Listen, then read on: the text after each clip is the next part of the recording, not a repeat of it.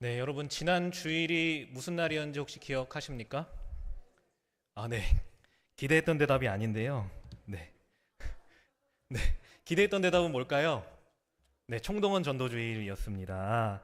네, 총동원 전도주일이자 부활주일을 지냈죠. 사실은 제가 기대하지 않았던 건 여러분들이 너무 전도를 열심히 하느라고 전도만 남아 있을 줄 알고 당연히 총동원 전도주일이여 할 줄 알았는데, 네, 부활주일 이라고 대답해 주셔서 네, 제가 설교 때마다 당황하게 됩니다. 네, 부활주일 하면 여러분 부활하면 여러분들 뭐가 떠올라지시던가요? 부활하면 뭐가 떠올라지시던가요? 네, 네, 예수님. 네, 부활이라는 단어를 여러분 언제 가장 많이 듣게 되죠? 네, 부활절. 네, 부활절 제외하고 자, 부활절 외에 여러분 부활에 대한 이야기들을 가장 많이 듣게 되는 때가 언제던가요? 여기 계신 분들은 네, 지금 들으면 안 되는 때 장례식을 우리가 장례 예식을 치르면서 가장 많이 부활의 이야기들을 꺼내게 되죠. 우리가 부활을 소망한다. 그렇기 때문에 지금 우리가 함께 했지만 이제 천국으로 먼저 간 이분을 우리가 부활했을 때 다시 보게 될 것이다. 이런 소망을 이야기하죠. 그래서 우리는 부활하면은 사실은 장례 때 많이 듣거나 여러분 말씀하셨던 부활주일에 많이 듣거나 평소에 그 부활의 이야기들을 많이 이야기하지 않습니다. 그래서 우리는 이 부활을요, 무엇과 연관시켜서 많이 생각하지요? 네. 장래와 연관되어져 있는 죽음에 대해, 죽음과 연관지어서 많이 생각하게 됩니다. 그리고 그 죽음과 그 죽음 이후에 있을 삶에 대해서 이야기할 때 부활을 이야기하게 되고 우리가 부활을 소망한다라고 이야기하게 되죠. 그래서 우리의 부활은 죽음과 그 이후와 연관되어질 때가 가장 많습니다. 오늘 바울도 그런 비슷한 이야기를 하고 있습니다. 바울은 오늘 장막 이야기로 시작하고 있지요. 땅에 있는 장막이 무너질 수 있는 상황, 무너지는 상황을 가정해서 바울은 이야기를 꺼내고 있습니다. 1절에 보면요. 장막집이 무너지면 그것은 하나님이 지으신 것이 아니다라고 말하고 있습니다. 그러면서 그렇게 지은 집이 그렇게 무너진다면 장막집이 무너진다면 하나님이 지으신 것이 아니고 이 땅의 장막이라는 것은 결국은 무너지게 될 것이고 무엇이 있다? 하늘에 영원한 집이 있다라고 이야기하고 있다는 것이죠. 그리고 그 영원한 집이 우리에게 있는 줄 안다라고 말하고 있는 건 그때의 고린도 교회의 성도들도 많이들 그 영원한 집에 대해서 알고 있다는 것을 알 수 있습니다. 그것을 이야기하면서 바울은 그 부활에 대해서 이야기를 꺼내고 있는 것이죠. 우리도 장례 예식 중에 많이 얘기하죠. 장막을 이야기하면서 육체의 장막이 무너졌다라는 표현들을 많이 합니다.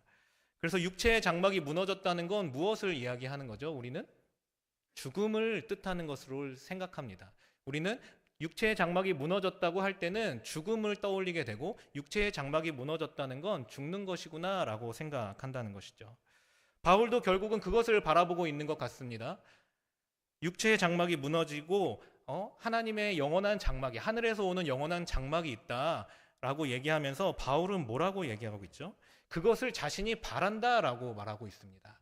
8절에 보면 원하는 바다라고 고백하고 있죠. 8절에 원하는 바 이것을 이야기하면서 뭐라고 얘기하죠? 담대하여 원하는 바는 차라리 어떻게 했으면 좋겠다고요? 몸을 떠나 자신이 그 안에 주와 함께 있는 것을 바란다. 내가 육체의 몸을 입고 있는 것이 아니라 하나님과 함께 있는 것을 더 바란다라고 말하고 있는 것이죠. 바울이 더 바라보고 있는 것 같은 건 무엇입니까? 육체 안에 있는 것이 아니라 하나님과 함께 하고 있는 것을 더 바라고 있는 것처럼 보여집니다. 그리고 더 나아가서 이 모습보다 주와 함께 있는 걸 바라는 것, 그것들을 넘어서서 우리가 생각하는 것 너머로 그것을 더 간절하게 바라고 있는 게 바울의 고백이라는 것이죠. 바울도 어쩌면 천국을 바라보고 있는 것 같습니다. 예수님과 함께하고 있는 그 자리를 바라보고 있는 것이죠. 바울도 그럴진데 여러분들은 어떠십니까? 여러분들 천국을 소망하십니까? 네. 그리고 우리도 우리의 연약한 몸, 우리의 연약한 인생을 벗어나서 하나님께서 말씀하시는, 예수님께서 예비하셨다고 말씀하시는 그 온전한 거처에 거하기를 원하십니까? 네. 그런데 여러분, 천국을 소망한다는 거 잘못된 것은 아니지만, 잘못된 것도 아니고 그것을 꼭 소망해야 하지만 바울이 그것을 말하고 있는 걸까요? 여러분, 바울이 그렇게 예수님께 가는 것만을 바라고 있다면, 천국을 가는 것만 기대하고 있다면 이렇게 얘기했을까요? 사실은, 그리고 우리도 그 천국만을 바라보고 있다고 말한다면 믿지 않는 자들이 우리에게 와서 묻는 질문에 우리가 어떻게 대답해야 할까요? 믿지 않는 사람들이 종종 와서 묻죠. 그렇게 좋은 천국 왜 지금 안 가냐? 여러분, 그렇게 물으신다면 여러분 뭐라고 대답하시겠습니까? 네?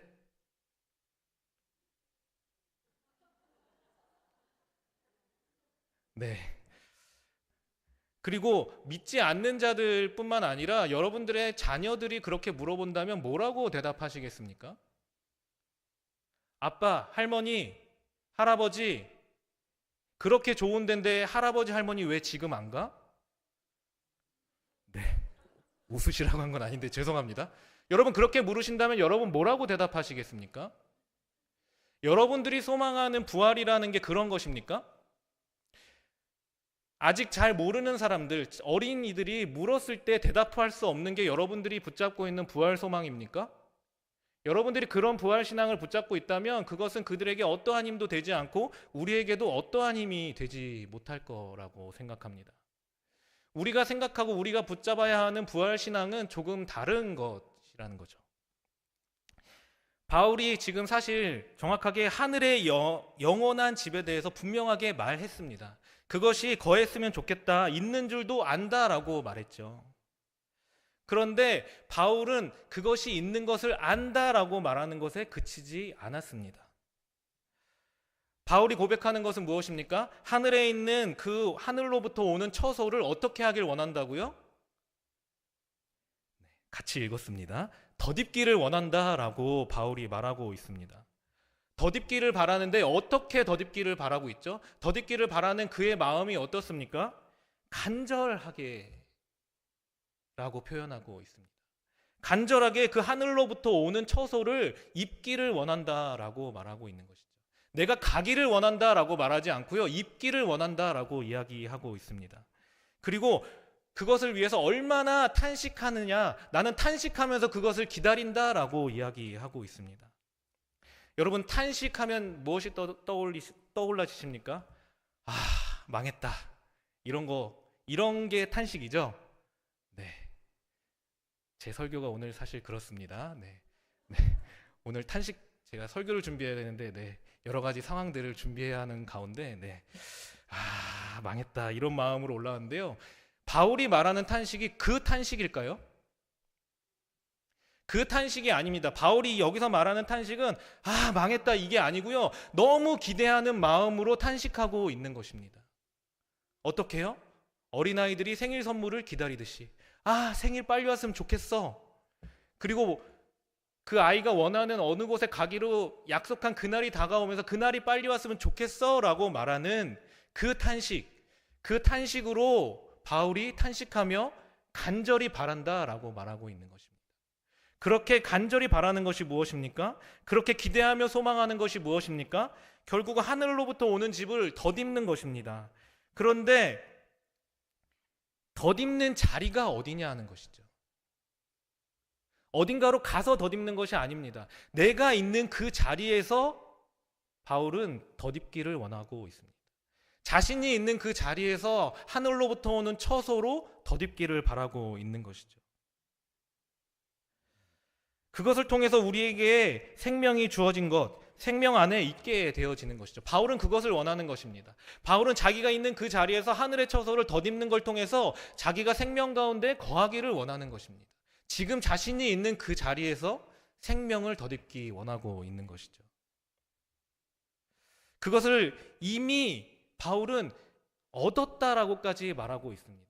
간절히 바랬는데 그것을 내가 이미 얻었다라고 말하고 있는 것이죠. 그것을 얻었다는 것을 어떻게 알 수 있습니까?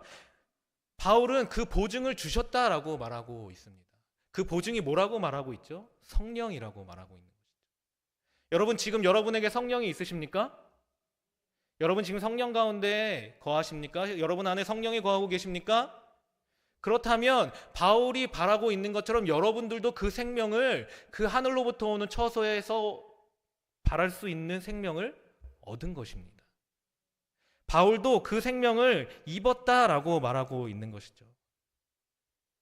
그렇기 때문에 사실은 사도 바울의 고백을 잘 봐야 하는 건 내가 이 몸을 떠나기를 바란다라고 말하지 않고 있고요. 9절에 보면 뭐라고 말하고 있습니까? 자신이 이 몸을 떠나든지 몸에 있든지 상관없다라고 말하고 있는 것이에요. 왜죠? 지금 자기가 거한 이 처소 가운데, 자신의 장막이 있는 그 자리 가운데에 자신이 이미 하늘로부터 온 처소 가운데 거하고 있기 때문입니다. 이미 바울은 예수 그리스도를 통해서 우리에게 온 부활의 생명을 경험하고 있는 것이죠. 여러분들이 경험하고 바울이 경험한 생명이라는 것, 무엇을 통해서 온 것입니까? 예수 그리스도의 십자가의 죽으심과 부활을 통해서 온 생명입니다. 예수 그리스도의 죽으심만 있다면 여러분들에게 생명이 없습니다. 그 부활을 통해서 가져온 그 온전한 생명이 여러분들에게 있을 때에만, 그것이 바울에게 있을 때에만 온전한 생명이 되어지는 것이죠. 그렇기 때문에 우리가 생명 가운데 있다는 건 그리스도를 통해, 그리스도의 부활을 통해 우리에게 온 생명을 누리고 있다는 것입니다. 그렇다면 우리의 삶의 자리자리 가운데에서 우리는 부활을 경험하고 날마다 부활을 살아가야 한다는 것이죠. 그런데 여러분, 그 부활의 생명을 누리면서 살아가고 계십니까? 네, 아멘 소리가 크기를 바라는데요. 그렇지 않을 때가 너무 많다는 것이죠. 그런데 그런 모습을 보면서 우리가 지금 부활의 생명이 없는 것처럼 살아가는 모습이 어쩌면 우리네 삶의 모습 가운데 드러나고 있지는 않은가 생각하게 됐습니다. 딱 맞는 표현인지는 모르겠지만 여러분, 지금처럼 부동산이 오르기 전에 사실은 아파트를 살 때 많은 대출을 끼고, 조금 젊은 사람들도 30대 중반인 사람들도 대출을 끼고 집을 사곤 했죠. 그 대출을 끼고 샀을 때 우스갯소리로 저의 지인들도 그렇게 말했습니다. 현관까지만 우리 집이다. 네. 화장실까지만 우리 집이다. 네. 그런데 그렇게 우스갯소리로 이야기하지만 그 집이 사실은 누구의 집입니까? 그 집을 산 제 지인의 집입니다. 누가 뭐라고 하더라도 그 집은 그 사람의 집인 것이죠. 무언가 남아있다고 하더라도 그 사람의 집인 것입니다. 정말 대출 때문에 내 집이 현관뿐이 없다, 내 소유가 현관 정도다라고 해서 그 사람이 현관에서만 살아가고 있다면 얼마나 바보 같은 일입니까? 4인 가족이 현관에 둘러 앉아서 부엌에도 못 들어가고 살아가고 있다면 이게 얼마나 멍청한 일이냐는 것이죠. 그런데 우리가 부활을 살아낼 때 그렇게 살아가고 있다는 것입니다. 죽어서 언젠가 가는 것으로만 생각하며 내가 지금 이 삶에서 부활을 경험하지 못하고 부활을 통해서 우리에게 온 생명을 누리지 못하고 살아갈 때가 너무나 많다는 것이죠. 그런데 사실 그렇게 말하는 데는 이유가 있죠. 왜일까요? 아파트 이야기 안에서 내 집이 현관밖에 안 된다라고 말할 수밖에 없는 이유는 무엇이죠? 갚아야 하는 대출금이 남아있기 때문입니다. 이 대출을 갚는 것이 벌이가 너무 좋아서 너무 쉽게 해결되어진다면 너무나 좋겠지만 그렇지 않을 때가 너무 많죠. 그래서 요즘 같은 때는 대출 때문에 집을 다시 포기하는 경우도 생기고요. 그 대출을 다 갚을 때까지 너무 힘들게 삶을 살아가고 집이 있음에도 불구하고 대출을 갚는 것에 더 집중하다 보면 삶의 기쁨을 누리지 못하고 그 집에서 누릴 수 있는 기쁨을 누리지 못할 때가 너무나 많다는 것이죠. 근데 우리네 삶도 마찬가지입니다. 우리 안에 부어진 생명이 있고 우리가 부활을 살아갈 수 있는 그 상황 가운데 있음에도 불구하고 우리가 그렇게 살아가지 못하는 이유는 무엇입니까? 우리 삶에 대출금 같은 게 남아있는 것이죠. 우리의 삶을 계속해서 괴롭히고 우리의 삶을 힘들게 하는 무언가가 남아있기 때문입니다. 우리의 삶에 고난이 있고 우리의 삶에 불안이 있고 우리의 삶의 그 문제들 속에서 우리가 불안함 가운데 살아갈 수밖에 없는 일들이 우리에게 남겨져 있다는 것이죠. 그렇기 때문에 나에게 주어진 집임에도 불구하고 나에게 주어진 생명임에도 불구하고 그것을 다 누리지 못하며 살아가고 있다는 것이죠. 그런 상황 가운데 있는 우리에게 바울은 이야기합니다. 바울이 이 문제를 모르고 있는 것이 아닙니다. 바울도 이 문제를 잘 알고 있죠. 바울은 이것을 잘 알고 있어서 4절에 뭐라고 말하고 있죠? 4절에 이 장막에 있는 우리가 짐진 것 같이 탄식하는 것은 이라고 말하고 있습니다. 우리 삶에 짐을 진 것 같은 상황들이 있다는 걸 바울도 알고 있고 바울도 사도의 삶을 살아가면서 그것들을 경험했다는 것입니다. 그럼에도 불구하고 바울은 어떻게 했다고요? 그 자리에서 하늘에서 오는 처소가 임하기를 구했다고 말하고 있는 것입니다. 바울이 뭐라고 말하고 있습니까? 벗고자 함이 아니라고 말하고 있습니다. 현재의 삶을 내가 벗어버리고 그 천국에 가서 내가 그 삶을 누리고자 한다, 이렇게 말하는 게 아니고요. 그것을 벗고자 하는 것이 아니고 내가 오히려 덧입고자 한다. 덧입으려면 그 자리에서 입어야 합니다. 어느 곳에 가서 입는 것이 아니고요. 그 자리에서, 내가 옷 입고 있는 그 자리에서 입어야지만 덧입을 수 있다는 것이죠. 바울은 그렇게 우리의 삶에 어려움이 있는 가운데에도 하늘의 처소를 소망하고 그게 내가 있는 이 자리에 덧입혀지기를 바라고 있는 것입니다. 사도 바울은 사실은 그렇게 덧입혀진 하늘의 처소를 입고 살아갔기 때문에 그 삶의 어려운 일들, 그 고난들 앞에서도 그 어려운 사도의 일들을 해 나아가고 자신의 사명을 이뤄갈 수 있었다는 것을 우리가 알 수 있습니다.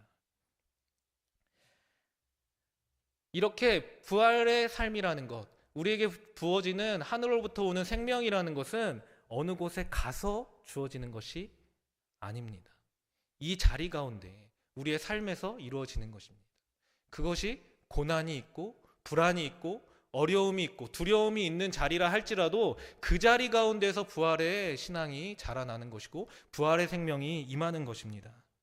사실은 부활의 신앙은 그것을 위해서 필요한 것일지도 모릅니다. 나의 삶의 현장 가운데 있는 어려움들 가운데 그냥 포기하고 그냥 하늘나라 가는 것, 그냥 여기를 포기하고 그곳에 가버리는 것, 그것을 바라는 것이 아니고 어려움 가운데도 역사하며 우리를 살리시는 생명이 임할 수 있다는 소망을 가지고 살아가게 하기 때문입니다. 그렇게 우리의 삶 가운데 생명을 주시고 다시 한번 우리 생명 가운데 날마다 찾아오셔서 그 부활의 생명을 부으시는 예수님이 있는 것을 기대하고 그 예수님이 우리에게 부으실 영원한 생명이 있는 것을 기대하는 것입니다. 이 부활신앙이라는 것, 사실은 구약시대에도 이 부활신앙이 자라나게 되고 더 발전하게 됐던 때가 사실은 그 이스라엘 민족에게 어려움이 있을 때이고 그들이 고난 가운데 있을 때이고 그들이 힘든 가운데 있었을 때라는 것을 우리가 기억해야 한다는 것이죠. 그들이 그 부활 신앙을 바라는 것은 무엇입니까? 그냥 여기서 탈출하는 것을 원하는 것입니까? 아니요, 그 자리 가운데 자신들의 어려움 가운데에서도 자신들이 하나님에 대한 믿음을 지킬 수 있기 위해서 그것을 붙잡은 것입니다.